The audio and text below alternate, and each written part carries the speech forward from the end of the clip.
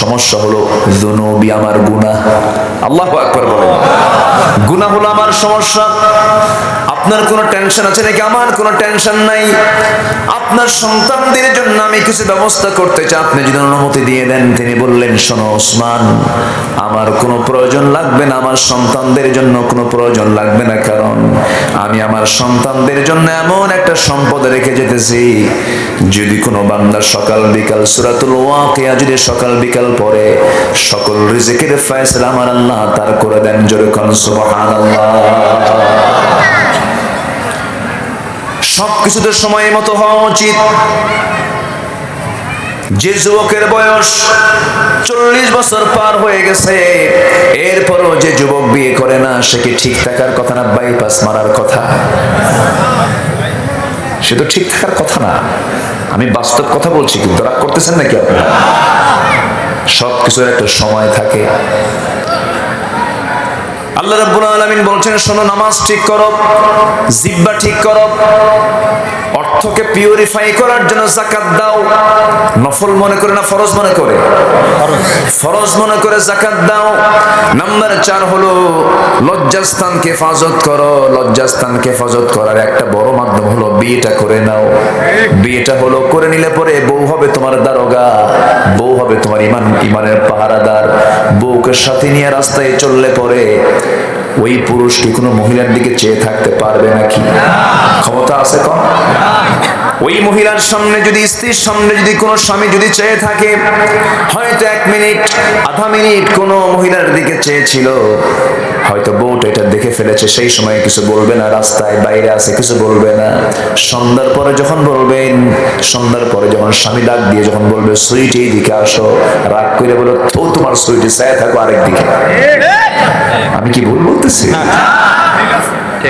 বউ হলো ইমানের পাহারাদার।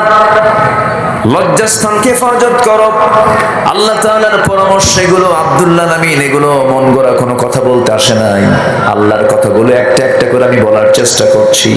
আমার ভাইরা, কিন্তু দুঃখজনক হলেও সত্য, আজকে জেনাকে প্রমোট করা হচ্ছে, মেয়েদেরকে উলঙ্গ করে রাস্তায় বের করে দেওয়া হচ্ছে। ঢাকা ইউনিভার্সিটির মতো একটা শীর্ষ বিদ্যাপীঠ থেকে শিক্ষকদের মুখ থেকে বের হয়, বোরকা পরে ভার্সিটিতে ঢুকতে দেওয়া হবে না, নেকাব পরে ভার্সিটিতে ঢুকতে দেওয়া হবে না। এরা শিক্ষক নয়, শিক্ষক নামের কলঙ্ক। এরা ঠিক কিনা? শিক্ষক নামের কলঙ্ক। বলে যে ছাত্রী হলো শিক্ষকদের কাছে মেয়ের মতো। ছাত্রী যদি শিক্ষকদের কাছে মেয়ের মতো হয়, ছাত্রী কেন আবার পাত্রী হয়ে যায়? ছাত্রী পাত্রী হয় না শিক্ষকের? শিক্ষক ছাত্রীকে বিয়ে করেছে, এটা কি অসাধারণ ঘটনা? সাধারণ ঘটনা? বলেন বলেন বলেন, এটা কি অসাধারণ? সাধারণ তো প্রায় তো হচ্ছে না? বহুত। এ তো নাজায়েজ না, জায়েজ তো। নাজায়েজ হলে নয় একটা কথা ছিল, হতেই পারে। ছাত্রী কেমনে মেয়ের মতো হয়? মেয়ে তো মেয়ের মতোই হবে, ছাত্রী কখনো মেয়ের মতো হবে না। এই জাতীয় কথা কি কোরআন সুন্নাহ সমর্থন করে? ইসলামকে আবেগ দিয়ে চলে? আবেগ তাড়িত কোনো কথাতে ইসলাম এলাও করবে না, কখনোই। এটা গ্রহণীয় নয়। আবার কিছু শিক্ষক ভালো আছেন। সিলেট ইউনিভার্সিটি, সিলেট প্রযুক্তি বিশ্ববিদ্যালয়ের ভাইস চ্যান্সেলর, তিনি বললেন, সন্ধ্যা 8টার পর, রাত 8টার পরে কোনো মেয়ে, কোনো ছাত্রী বাইরে থাকতে পারবে না। ছাত্রীরা আন্দোলন করতে করতে বলল, এ তো তালিবানি স্টাইল, মানে এরকম করে বলতেছে।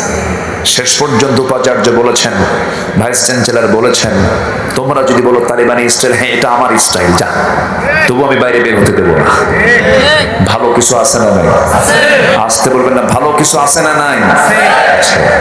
যারা মেয়েদেরকে উলঙ্গ দেখতে চায়, যারা মেয়েদের গা থেকে বোরকা সরিয়ে নিতে চায়, আমি হলফ করে বলতে পারি, তাদের জন্ম কোনোদিন বৈধ হতে পারে না। মুসলমান বৈধ হতে পারে না। আমার মাকে ঢেকে দেওয়ার দায়িত্ব আমার আছে না নাই?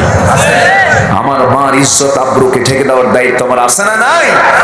আচ্ছা, খেয়াল করতে হবে এগুলো। আমার বন্ধুগণ, নাম্বার 5 হলো যারা তাদের আমানত ঠিক রাখবে। আমানতদারিতা যার মধ্যে থাকবে না তার ঈমান কখনো মজবুত হবে না। নাম্বার 6 হলো যে ব্যক্তি ওয়াদা ঠিক রাখবে, ওয়াদা যার ঠিক থাকবে না তার ঈমানই থাকবে না। লা ঈমানা লিমান লা আদালা, যার ওয়াদা ঠিক নাই তার ঈমানই নাই, বলেছেন মুহাম্মদ সাল্লাল্লাহু আলাইহি ওয়াসাল্লাম। নাম্বার 7 হলো নামাজ দিয়ে শুরু, নামাজ দিয়ে শেষ। আল্লাহ বলছেন ওয়াল্লাযীনা হুম আলা সালাওয়াতিহিম ইউহাফিযুন উলাইকা হুমুল ওয়ারিসুন আল্লাযীনা ইয়ারিসুনাল ফিরদাউসা হুম ফিহা খালিদুন। জোরে বলুন আল্লাহু আকবার। আমার কথা কি বিরক্ত হচ্ছেন আপনারা? তাহলে আমরা ভালো হব নামাজ পড়ে না না পড়ে? নামাজ পড়ার দরকার আছে না নাই? নামাজ আছে যেখানে আমরা আছি, যে দলে নামাজের ডাক নাই সেই দলেও আমরা আজ থেকে আমরা। আপনি কোন দল করেন যে দলের নেতাও নিজে নামাজ পড়ে না, আপনাকে নামাজের কথাও বলে না? এত বক্তব্য শুনি কিন্তু তাদের মুখে নামাজ পড়ো নামাজ পড়ো, নামাজ বাধ্যতামূলক, এমন জাতীয় কথা কিন্তু আমাদের কানে আসে না। যে নেতা হাসরের ময়দানে আমার উপকার আসবে না, যে নেতার নেতৃত্বে নামাজ নাই, যে নেতার নেতৃত্বে মদের বোতল খুঁজে পাওয়া যায়, যে নেতার নেতৃত্বে সুদের গন্ধ পাওয়া যায়, ওই সমস্ত নেতৃত্বের মুখে আমরা থুতু মারি, জুতা মারি। বাতিলের মোকাবেলা করার দরকার আছে না নাই? বাতিলের মোকাবেলা করতে রাজি আছেন কারা কারা? হাত উঁচু করে দেখেন মুসলমান।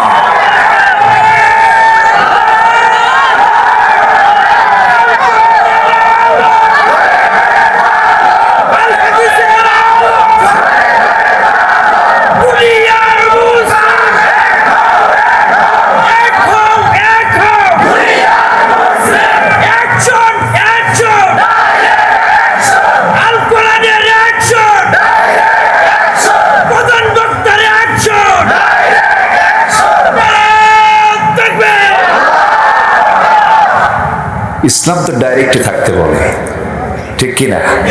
ইসলাম কি ইনডাইরেক্ট না ডাইরেক্ট? ইসলাম যেখানে আছে সেখানে অনিসলাম কিছু থাকতে পারে, কিন্তু এই স্লোগান আল্লাহু আকবার নারায়ে তাকবীর এটা অনেকের গায়ে চুলকায়। এরকম কিছু লোক আছে না নাই বলেন? এটা শুনলেই ওদের ভিতরে জঙ্গি জঙ্গি গন্ধ সৃষ্টি হয়। এই তাকবীরের সঙ্গে কি জঙ্গিবাদের কোনো সম্পর্ক আছে? হামাসদেরকে জঙ্গি বলে এমন লোক আছে না নাই? পশ্চিমা মিডিয়া এখন হামাসকে কি বলছে? আর ইসরায়েলকে ফেরেশতা কয়। ইসরায়েল কি হয়েছে? ফেরেশতা। আর হামাসরা জঙ্গি হয়ে গেছে। টুপি মুখে, মাথায় টুপি মুখে দাড়ি হলো এটা একটা জঙ্গির সিমটম। মাথায় টুপি মুখে দাড়ি এটাও হলো জঙ্গির একটা সিমটম, তারা খাড়া করেছে। সম্মানিত ভাইরা, টুডে এন্ড টুমরো বাইতুল মুকাদ্দাস মুসলমানদের হাতে আসবে ইনশাআল্লাহ। জোরে বলি ইনশাআল্লাহ। ওরা পারবে না, ওরা পারবে না। টুডে এন্ড টুমরো, জোরে বলি ইনশাআল্লাহ। কুল্লু শাইইন ইয়ারজিউ ইলা আসলিহি, সব জিনিস তার আসলের দিকেই ধাবিত হয়। ইসলাম ছিল, আছে, থাকবে। ইসলামকে কেউ নির্মূল করতে পারবে না। যারা নির্মূল করতে আসতেছে তোমরা নির্মূল হয়ে যাবে। ফেরাউন টিকে নাই। ফেরাউন টিকতে পেরেছে? ফেরাউন কি কখনো ভাবছিল যে আমি দরিয়ায় ডুববো? না।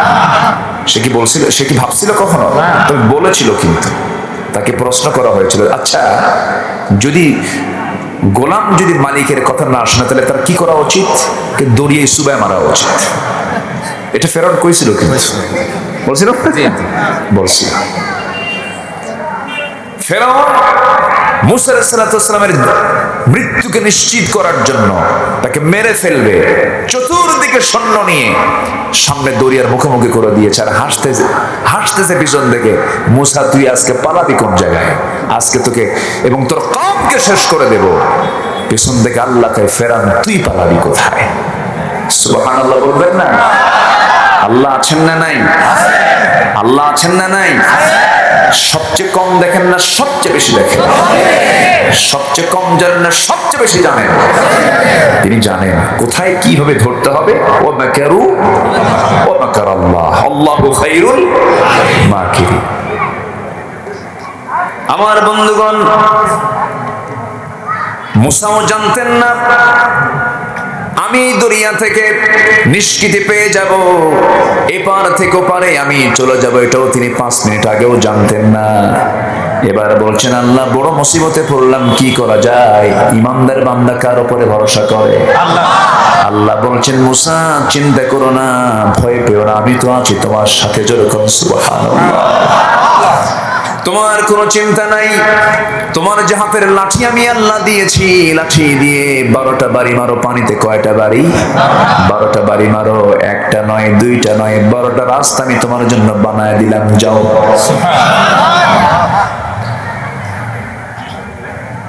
টাঙ্গাইলে বাইপাস রাস্তা আছে না নাই? আছে না নাই? কেন? যেন জাম না হয়। কি না হয়? আগের মতো জাম আছে নাকি? আগে একটা জেলা ছিল জামের জেলা, সেই জেলার নাম কি বলেন? টাঙ্গাইল। টাঙ্গাইল আসলেই মানুষ বিপদে পড়ে যেত। উত্তরবঙ্গের সমস্ত গাড়িগুলো যায়, আমি নিজেও সাক্ষী। আমার এমনও সময় গেছে 30 ঘন্টা পর্যন্ত মাত্র 2 মাইল যেতে পেরেছে টাঙ্গাইলের ভিতরে, এত লম্বা জাম। এখন কি সেই জাম আছে নাকি? গাড়ি দেখা যায় না। কেন নাই? বাইপাস করে দিয়েছে, রাস্তা ক্লিয়ার হয়ে গেছে। আল্লাহ বলছেন মুসা তুমি নবী, তোমার যারা অনুসারী তারা তোমার নবীর অনুসারী, চিন্তা করো না, একটা নয়, দুইটা নয়, বাইপাস আমি 12টা বানায় দিলাম, যাও। জোরে করুন সুবহানাল্লাহ। এমন রাস্তা কিয়ামত পর্যন্ত পৃথিবীতে কেউ বানাতে পারবে নাকি? টানেল করে দিলেন, টানেল, আন্ডারগ্রাউন্ড টানেল করে দিয়েছেন। পানির পাহাড় জমা হয়ে গেছে, এপার থেকে ওপার তিনি পাড়ি জমিয়েছেন, তার কওমে তার সমস্ত লোকেরা পাড়ি জমিয়েছেন, সব পার হয়ে গেছেন। ফেরাউন বলছে ও হামান কি হলো, এটা কি দেখলাম? এটা মুসা তো পার হয়ে গেল, কোনো ক্রমেই সম্ভব নয়, ওকে ছেড়ে দেওয়া যাবে না, ওকে ধরতেই হবে। হামান বলছে চিন্তা করেন না ফেরাউন, আমি আপনার মন্ত্রী আছি তো, আমার তো কিছু বুদ্ধি আছে। বুদ্ধি ছিল হামানের বেশি না কম? বেশি। ফেরাউন শুধু হাউ মাউ করতো, ফেরাউন শুধু কি হাউ খাউ করতো, চিৎকার করতো। বুদ্ধি কম ছিল, বুদ্ধি শুদ্ধি কম ছিল, বুদ্ধি ছিল সব কার? হামানের। হামান বলছে কোনো চিন্তা করবেন না, আমি একটু দেখে আসি, অবজার্ভ করে আসি, তদন্ত করে আসি। সে ঘোড়া চালায় দিল, এপার থেকে ওই রাস্তা দিয়ে ওপারে চলে গেল, ওপার থেকে এবার আসলো। এবার বলছে ফেরাউন আমি নিজেই ঘোড়ার দাব বাড়ায়া নদীর এপার থেকে ওপার চলে গেছি, আবার আসছি, কোনো সমস্যা নাই, রাস্তা ক্লিয়ার। ওর বাপের রাস্তা। যখন মরার সময় হয় তখন কিন্তু ব্রেন থাকে না, একটু চিন্তা করলো না যে রাস্তাটা যে হলো, আশ্চর্য হওয়ার দরকার তো, যে রাস্তাটা দিয়েই সেই কথা না, এই রাস্তা দিয়ে মুসা পার হয়ে গেছে, আমি যে পার হব তার গ্যারান্টি কি? একটু ভয়ও করলো না, কিন্তু রাগ, মুসাকে ধরতেই হবে, মুসাকে ধরতেই হবে। ইমানদারদেরকে ধরতে আসেন না বেশি, আপনার অবস্থা ফেরাউনদের মতো হবে, ঠিক কি না? সম্মানিত ভাইরা, অনেক প্রেক্ষাপট, অনেক কথা। প্রেজেন্ট ওয়ার্ল্ডে একটা ইসলামের জাগরণ আমরা লক্ষ্য করছি, বলি আলহামদুলিল্লাহ, জোরে বলি আলহামদুলিল্লাহ। আফগানিস্তানকে গালি দিত সবাই, সে আফগানিস্তান এখন অর্থনৈতিক সমৃদ্ধির দিক থেকে অনেক এগিয়ে। তারা মাত্র 2 বছর, আমার দেশে $1 114 থেকে 19 টাকা, আর ওই দেশে 1 টাকা সমান কি বলে $1 সমান 73 টাকা। তারা কত এগিয়ে এসেছে, তারা অর্থনীতির দিক থেকে। তারা চুরি করে না, ডাকাতি করে না, সেইভাবে তারা এগিয়ে আসতেছে। অথচ কিছুদিন আগেই আমরা তাদেরকে কত কি বলেছি, কত গালমন্দ করেছি। সম্মানিত ভাইয়েরা, পশ্চিমা বিশ্বের ভয় একটাই, ইসলাম। আসলে তাদের ভয় কি? ইসলাম আসলে তাদের কোনো ক্ষমতা থাকবে, তাদের কোনো নেতৃত্ব থাকবে, এটাই হচ্ছে তাদের ভয়। কিন্তু আমাদের একটাই চিন্তা, সেটা হলো পৃথিবীতে কিছুই থাকবে না ইসলাম ছাড়া। ইসলাম পরাজিত থাকবে না বিজয়ী হবে? ইসলাম পরাজিত না বিজয়ী হবে? বিজয়ী হওয়ার জন্য কাজ করার দরকার আছে না নাই? এর জন্য আগে খারাপ মানুষ হওয়া দরকার না ভালো মানুষ হওয়া দরকার? ভালো মানুষ হওয়া দরকার। আসেন আমি মূল আয়াতের দিকে চলে গিয়েছি অনেক আগেই, আমি জাস্ট শুধু মিলায় দিচ্ছি। পাপ করলে পাপ আমাকে ঘেরাও করবে, পাপ আমাকে কি করবে? ঘেরাও করবে। আল্লাহ রাব্বুল আলামিন সূরা বাকারার আমার তেলাওয়াতকৃত আয়াতগুলোর দিকে আমি চলে গেলাম।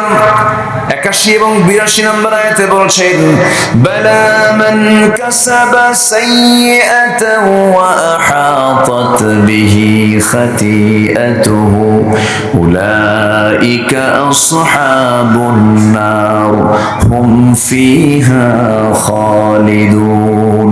জোরে বলুন আল্লাহু আকবার। বান্দা তুমি যদি পাপ করো, পাপ তোমাকে ঘেরাও করে ফেলবে। দেখবেন যদি কোনো মানুষ বিড়ি খায়, বিড়ি খাইলে ঠোঁট তার কি হয়? কালো হয় না? টের কি পাওয়া যায় না? টের পাওয়া যায় সে বিড়িখোর। সে কি? বিড়িখোর। যদি কেউ মদ খায়, মদ খেলে পরে তার চোখটা কি হয়? লাল হয়ে যায়, টের পাওয়া যায় সে মদখোর। তার চোখ বলে দেয় সে মদ খায়। আমার বন্ধুগণ, এইভাবে যদি কেউ পাপ কাজ করে তার চেহারায় সে পাপের চিহ্নটা ফুটে ওঠে। আল্লাহ বলছেন পাপ করবে, পাপ তোমাকে ঘেরাও করে ফেলবে। পাপ করলে পরে 7টা বিষয় তার কাছে স্পষ্ট হয়ে যাবে। পাপের ফলাফল হলো 7টা। নাম্বার 1 হলো নির্লজ্জ হয়ে যাবে। দেখেন না আজকের মেয়েদের চলাফেরা, লজ্জা শরম আছে কিছু? আজকে লজ্জা শরম কিছু আছে? কাদের মা বোন? আমাদেরই তো মা বোন, আমরা ছেড়ে দিয়েছি। আমার মাহফিল চুয়াডাঙ্গা, গত বছর খাইতে বসছি, এক মুরব্বী এসে দোয়া চাই, হুজুর আমার বড় মেয়ের জন্য দোয়া করবেন। কেন কি হয়েছে? ঠাকুরগা বিয়ে দিচ্ছে। ঠাকুরগা এত দূরে বিয়ে দিলেন, বাড়ি হলো চুয়াডাঙ্গের, কারণটা কি হুজুর? কি আর বলি, আমি বললাম যে বিয়ের ঘটকটাকে বলেন হুজুর। মোবাইল ঘটক কে? মোবাইল। আমি কি দোয়া করে দেবো নাকি বলুন তো? এই যে একটু নড়াচড়া করতেছেন যে আপনারা, লোক পড়াইছে। আমি কি খুব কষ্ট দিচ্ছি না তো? থাকেন না, কত সময় চলে যায়, কত সময় অপচয় হয় আমাদের। যদি কেউ আপনার পাশে থেকে উঠতে চায়, একটু শক্ত করে ধরবে আর মহাব্বতের একটা মুস্কি হাসি মেরে একটু বসায় দিবে। কে ভাই বসে, আলহামদুলিল্লাহ বলেন, একটু বসে। তাহলে পাপ করলে 6টা জিনিস তার মধ্যে চলে আসে। 1 নম্বর হলো সে নির্লজ্জ হয়। সে কি হয়? নির্লজ্জ, লজ্জা থাকে না। নাম্বার 2 হলো সৌন্দর্য নষ্ট হয়ে যায়। নাম্বার 3 হলো রোগাক্রান্ত হয়ে পড়ে। নতুন নতুন যে রোগ দুনিয়া জুড়ে এসেছে। আমার বাপ দাদার আমলে, দাদাদের আমলে কি এইডস নামক কোনো রোগ ছিল নাকি? সিফিলিস নামে কোনো রোগ ছিল নাকি? নতুন নতুন রোগ এসেছে। করোনা নামক একটা ভাইরাস চলে গেছে। এই সমস্ত নতুন নতুন রোগের মূল কারণ হলো পাপাচার বেড়ে যাওয়া না কমে যাওয়া? বেড়ে যাওয়া।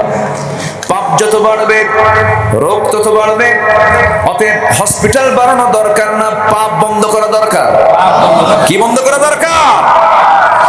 পাপ বন্ধ করা দরকার। পাপ বন্ধ হয়ে গেলে রোগ বন্ধ হয়ে যাবে, রোগ আর হবে না। পাপের সাথে রোগের সম্পর্ক। আমার ভাইয়ের নাম্বার 4 হলো রিজিক বরকত শূন্য হবে। রিজিকের মধ্যে কোনো বরকত থাকবে না। 1000 কোটি টাকার মালিক কিন্তু পাপের সাগরে হাবুডুবু খায়, সে কখনো শান্তি পাবে না, রিজিকে বরকত পাবে না। টাকা পয়সা শুধু রিজিক নয়, একটা চরিত্রবতী বউ পাওয়া একটা উন্নত রিজিক। এটা চরিত্রবান সন্তানাদি, এটা একটা উত্তম রিজিক। এই রিজিক গুলোতে সে হারায়া ফেলবে। পাপ কাজ যখন করবে সে শান্তি পাবে না, রিজিকে তার বরকত থাকবে না। বাড়িতে যাবে, বউটা আরেকজনের সঙ্গে লাইন মারবে। মেয়ের দিকে তাকাবে, মেয়েটা ইয়াবা খায় শীত হয়ে পড়বে। ছেলের দিকে তাকাবে, ছেলের ঘরের মধ্যে ঢুকবে, বালিশ টানবে, দিকে পিস্তল। সেই পিস্তল নিয়ে বাবার মাথায় ঠাকায় বলবে, বেশি বাড়াবাড়ি করবি তো তোরে শেষ করে ফেলবো। কি ঠিক কিনা বলেন? সে বরকত শূন্য হয়ে পড়বে। নাম্বার 5 হলো সবাই তাকে ঘৃণা করবে, কেউ তাকে মহব্বত করবে না, মনে মনে ঘৃণা করবে, সামনে ভয়ে হয়তো তাকে ভালোবাসবে। এই সেই লোকটাই পৃথিবীর সবচেয়ে জঘন্য লোক, যে সমস্ত লোকগুলোকে মানুষ ভয়ে মহব্বত করে কিন্তু মনে মনে ঘৃণা করে। আছে না নাই? এরকম লোক আছে না নাই? মনে মনে ঘৃণা করে, শুধু সামনে একটু ভয়ে ভয়ে, ভাই ভাই আমি তো আপনারই ভাই। এই সমস্ত লোকগুলো হলো জগতের সবচেয়ে জঘন্য লোক। আছে কিনা সমাজে? আসতে বলবেন না, আছে না নাই? নাম্বার 6 হলো অন্তরটা কালো হয়ে যায়। পাপ যখন করবেন আপনার অন্তরটা মরে যাবে, কালো হয়ে যাবে। দয়া মায়া মহব্বত ভালোবাসা কোনো কিছুই থাকবে না আপনার ভিতরে। যেমনি ইচ্ছা আপনি তেমনি কাজগুলো করবেন, আপনার চোখের সামনে মানুষকে আপনি হত্যা করবেন, দয়া মায়া থাকবে না, অন্তরটা কালো হয়ে যাবে। নাম্বার 7 হলো ওই লোকটা যতই দোয়া করুক আল্লাহর দরবারে দোয়া কবুল হবে না। আসতে বলেন, দোয়া কবুল হবে না। দোয়া কবুল হওয়ার জন্য পাপ ধরবো না পাপ ছাড়বো, পাপ ধরবো না পাপ ছাড়বো। এক সাহাবী বলছেন, হুজুর আমাকে বেশি আমল দিবেন না, মাত্র 2-1টা আমল আপনি আমাকে দেন। রাসূল বলেন, তুমি কি কি আমল নিজে করো আগে বলো। সাহাবী বলছেন, ইদা সাল্লাইতুল মাকতুবাত ওয়া সুমতু রমাদান ওয়া হালালতুল হালাল ওয়া হারামতুল হারাম ওয়া লাম আযিদ আলা যালিকা শাইআন আদখুলুল জান্নাতা ইয়া রাসূলুল্লাহ। ক্বালা নাআম। আল্লাহু আকবার। হুজুর আমি যদি 5 ওয়াক্ত নামাজ পড়ি, রমজান মাসে রোজা রাখি, হালালকে হালাল জেনে হালাল জীবন গ্রহণ করি, হারামকে হারাম জেনে হারাম জীবনকে বর্জন করি, আমি কি জান্নাত পাবো নাকি? রাসূল বললেন, হ্যাঁ ও হ্যাঁ সাহাবী তুমি জান্নাত পেয়ে যাবে। সাহাবী বলছেন, ওয়ালা মাজিদ আলা যালিকা শাইআন, আমি এই 4টার বেশি আর কোনো আমল করতে চাই না। রাসূল বললেন, দেখো দেখো জান্নাতে সাহাবী আমার যেতেছে। জোরে কাও সুবহানাল্লাহ। জান্নাতে যাওয়ার জন্য কি বেশি কিছু লাগবে? আমরা তো আজকে হালাল হারামটাই ফ্রেশ করতে পারি নাই। হারামের মধ্যে হালাল ঢুকাইছি, হালালের মধ্যে হারাম ঢুকাই। ওয়ালা তালবিসুল হক বিল বাতিল। কার কথা? আল্লাহ। আসতে বলবেন না, কার কথা? আল্লাহর কথা। আমরা তো সবগুলোকে মিশিয়ে ফেলে দিয়েছি আমার বন্ধুগণ। সেই জন্য আমরা সবচেয়ে বড় চ্যালেঞ্জ হলো গুনাহমুক্ত জীবন যাপন করা। তাহাজ্জুদ বাদ পড়ুক, আপনার জন্য গুনাহ হবে না। কিছু নফল নামাজ বাদ পড়ে গেলেও কোনো গুনাহ হবে না, কিন্তু ফরজ লঙ্ঘন করা যাবে না, গুনার কাছে যাওয়া যাবে না, পাপের কাছে যাওয়া যাবে না, বান্দার হক নষ্ট করা যাবে না। আপনি আল্লাহর হক নষ্ট করেছেন, হয়তোবা আপনি শিরকির কাজ করেছেন, তওবা করেছেন, আপনি আল্লাহর কাছে মাফ পেতে পারেন। যদি আল্লাহ আপনাকে মাফ করে দেন, তওবা করলেন, আল্লাহ আপনাকে মাফ করতে পারেন। কিন্তু বোনের সম্পত্তি মেরে খেয়েছেন, ভাইয়ের সম্পত্তি মেরে খেয়েছেন, এতিমের মাল মেরে খেয়েছেন, জনগণের টাকাগুলো মেরে খেয়েছেন। দুঃখ লাগে, 21 লক্ষ কোটি টাকা এই দেশ থেকে পাচার করছে, তারা কি দেশের বন্ধু নাকি? আজকে তারা কি দেশের বন্ধু? বন্ধু নয়। আমার ভাইয়েরা, বুকটা ফেটে যায় যখন বাইরের দেশে যাই। আমার বন্ধুগণের দেশটা আমার কাছে মনে হয় কি জানেন, গোটা পৃথিবীতে 228টির মতো দেশ আছে, এর মধ্যে আমার কাছে মনে হয় পৃথিবীর সবচাইতে বরকতময়, সবচেয়ে সম্ভাবনাময় দেশ হলো আমার সোনার বাংলাদেশ। জোরে বলি আল্লাহু আকবার। কি নাই এই আরবে কোনো গাছ নাই, সবুজ করার জন্য কোটি কোটি টাকা তারা খরচ করে। আমার দেশের প্রত্যেকটা জায়গায় সবুজ। জোরে বলেন সুবহানাল্লাহ। এই যে বর্ষা চলছে, চতুর্দিকে সবুজ, নদ নদী খাল বিল কত নিয়ামতে ভরা। আমার দেশের মাটি সোনার চেয়েও খাঁটি, এমন কোন ফল নাই যা হয় না আমার দেশে। আল্লাহু আকবার। সবই ছিল, সবই আছে, কিন্তু থাকে না কেন? তলা নাই। কি নাই? যাতে মাছ রাখবেন তার কি নাই? তলা নাই। মাছ কি থাকবে? যতই মাছ তোলে তলাই নাই। কি নাই? তলাই নাই। আমার বন্ধুগণ, এই জন্য সবার আগে সমাজকে ভালো করার জন্য দুর্নীতি আগে দূর করতে হবে সমাজ থেকে। যারা বলেন ঠিক কিনা? ভালো মানুষ হতে হবে, ভালো চরিত্রবান হতে হবে, চারিত্রিক মানকে উন্নত করতে হবে, গুনাহমুক্ত জীবন যাপন করতে হবে, গুনার কাছে যাওয়া যাবে না। এরপর আল্লাহ তাআলা বলছেন, এমনটা কাজ যদি করো ও বান্দা শোনো, গুনাহ যদি করো, ফাউলাইকা আসহাবুন নার হুম ফিহা খালিদুন, সেই সমস্ত বান্দা হবে জাহান্নামের বাসিন্দা, পার্মানেন্ট বাসিন্দা সেখানে হয়ে যাবে সে। গুনাহের দিকে যায়ও না। তবে হ্যাঁ, আল্লাহ তাআলা বলছেন দুটো কাজ করে আসো, ওয়াল্লাযীনা আমানু ওয়া আমিলুস সালিহাতি কানাত লাহুম জান্নাতুল ফিরদাউসি নুজুলা। আর এখানে বলছেন ওয়াল্লাযীনা আমানু ওয়া আমিলুস সালিহাতি উলাইকা আসহাবুল জান্নাহ হুম ফিহা খালিদুন। জোরে বলুন আল্লাহু আকবার। ঈমান যারা আনবে, আমলে সালেহ যারা করবে, এরাই হবে জান্নাতের বাসিন্দা। ওমরের জীবনের দিকে তাকান, ওমর কি আগে ভালো ছিলেন নাকি? আসতে বলে, ওমর কি আগে ভালো ছিলেন নাকি? রাসূলকে মারতে যাও ব্যক্তি কখনো ভালো হতে পারে না। কে মারবে রাসূলকে? কে রাসূলের গর্দান উড়াইয়া দেবে? আবু জাহেল অর্ডার দিয়েছে, কেউ সাহস পায় না, কিন্তু ওমর ফারুক নাঙ্গা তরবার হাতে নিয়ে বলছে, আমি খাত্তাবের চেয়ে আমি মুহাম্মদকে দুনিয়া থেকে বিদায় করে দেব। এই চিন্তা মাথায় নিয়ে রওনা দিয়েছেন নবীকে লক্ষ্য করে, তরবারি হাতের মধ্যে নিয়েছেন, কিন্তু মাঝপথে কে যেন তাকে দাওয়াতের জন্য কোরআনটা শোনায়া দিল। যখন তার কর্ণকুহরে, কোরআনে কারীমের যখন আয়াতটা তার কর্ণকুহরে ঢুকে গেল, বোন বলছে, ভাই তুমিও খাত্তাবের ছেলে, আমি খাত্তাবের মেয়ে, দেখো তো কোরআনটা পড়ো, দেখো তো তোমার কেমন মজা লাগবে মনে হয়। সঙ্গে সঙ্গে ওমর ফারুক সচেতন মানুষ ছিলেন, খিয়ারুকুম ফিল জাহিলিয়া খিয়ারুকুম ফিল ইসলাম, সচেতন মানুষ ছিলেন, শিক্ষিত মানুষ ছিলেন। ওমর ফারুকের সামনে যখন সূরা তাহা প্রথম কয়েকটা আয়াত যখন তিনি পড়তে লাগলেন, সঙ্গে সঙ্গে তার চোখের পানি তিনি আটকাতে পারলেন না। কি কোরআন আমি শুনলাম, কি আশ্চর্য কিতাব আমি শুনলাম, পড়লাম। দেরি করলেন না, দিলটা নরম হয়ে গেছে, নবীর দিকে রওনা দিয়েছেন তরবারি হাতে। আবু বকর বলছেন, ইয়া রাসূলুল্লাহ, ওমর তো আপনাকে মারার জন্য আসে। রাসূল বলছেন, না রে আবু বকর, গত রাতে দোয়া করেছি, দুই ওমরের একটা ওমরকে তুমি আল্লাহ ইসলামের জন্য কবুল করো। আমার মনে হয় খাত্তাবের ছেলে ওমরের ইসলাম গ্রহণ হয়ে যাবে। জোরে কোন সুবহানাল্লাহ। সাইয়েদনা ওমর ফারুকের মতো মানুষ রাসূলকে মারতে গেলেন, এই জিরো রোগটাকে কি মানার জন্য হিরো করে দিলেন? কি মানা করার জন্য? কি মেনে নেওয়ার জন্য? কে হিরো বানালেন? আল্লাহ। কে হিরো বানালেন? আল্লাহ বানালেন।